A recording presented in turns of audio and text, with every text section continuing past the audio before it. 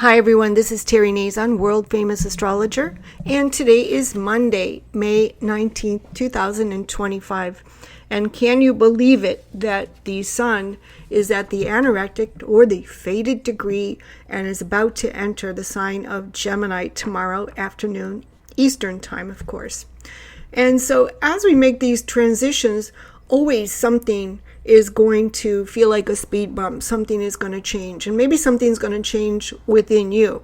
I like to say today with the moon in Aquarius, where we also find Pluto, the planet of transformation, change, death and rebirth.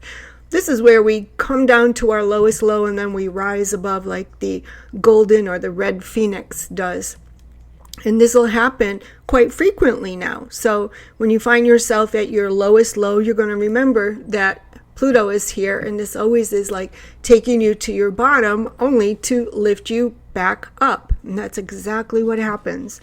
And then tomorrow the sun enters bright Gemini, where the sun will also connect to the planet Pluto. And again, we have this kind of like, I was down, now I'm up, or this feeling anxious and then happy when you find out that all your anxieties never happened, they never came true. So Pluto in Aquarius, one thing you don't realize about Aquarius is that it does lead to anxiety or stress, because it is a fixed sign. And of course, the sign of Aquarius does rule like your brain, how your brain gets stuck on stuff sometimes. Mars is in the sign of Leo, a very playful area for Mars to be in, where team sports, entertainment, and fun times are beginning. But also, in just a few days, we have Saturn entering the sign of Aries. So I thought I would mention that the sign of Aries is hot and dry.